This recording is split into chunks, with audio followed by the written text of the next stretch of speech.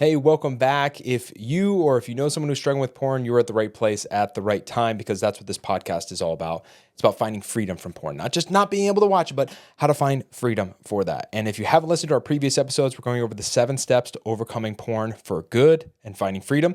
So please make sure that you've watched those before. And if you need anything at all, reach out to us at teamvulnerable.com. You'll see that in the description. But in this episode, we're going to go over step number 2. And step number 2 is all about cleaning house. And I always say this: you would not expect an alcoholic to find freedom from alcohol if they had alcohol in every single closet and every single cupboard and in their kitchen and every single room in their house. And it's the same idea here. When you have porn in your pocket, it's following you every single place that you go. And to expect yourself to I'm just going to resist temptation all the time.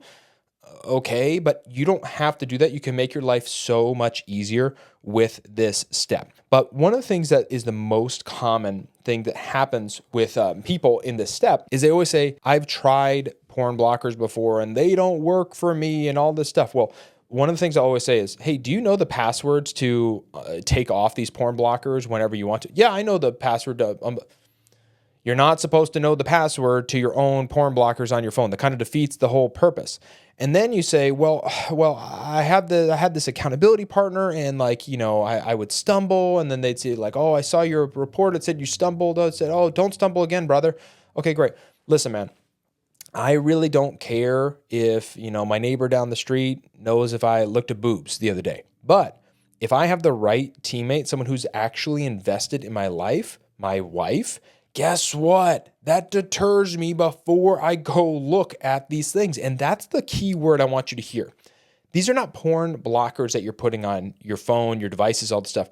They're deterrents because you are always going to have the option to find porn if you want it. I want you to hear that again. You're always going to have the option. What a porn deterrent is there to do is to stop you and to make you go, why am I going to this in the first place? So as a perfect example of this, when I was going through this process, we put these on my phone and, I was an addict and I was just like, I need porn. And so this one day I'm like, all right, I'm going to go get cash. I'm going to go down to Staples. I'm going to go buy this cheapo iPad and I'm going to go look at porn. Great. I'm putting on a hoodie, I'm getting my cash out and it's like, okay, I'm looking for the cameras in the store and all this stuff. And I'm like, as I'm driving over there, I'm like, what are you doing? Why are you trying to go look at porn in the first place? And see, that's the next step we're going to dive into right there.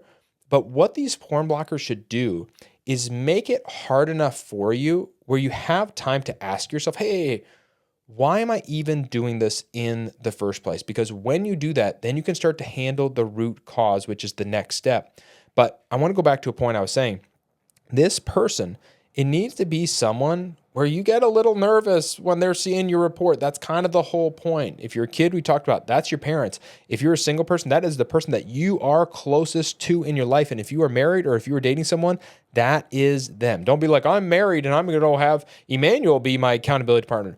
Dude, I'm the wrong guy. You have a teammate in your life. You need to find out who that person is, get them on your team, and then start cleaning house right here.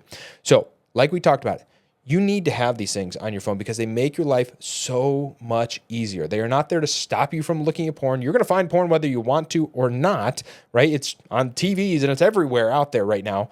But the point is, it deters you from it. And it makes you stop and gives you time to go, why am I going to this thing in the first place? And then you can handle that root cause of why you're going to it. And we're going to talk about that in the next section. But before we do, please make sure that you like, follow, subscribe, comment, all that stuff. Go to teamvulnerable.com if you need help in this area. You want one-on-one work or programs or different resources. We have all that there. But when you do those things, when you like, subscribe, follow, comment, that tells the algorithm, hey, this is good content. We need to get this out to more and more people. And guess what? That helps save marriages. That prevents rapes. That prevents suicides. Don't believe me? Well, we've helped 800 plus people through this process.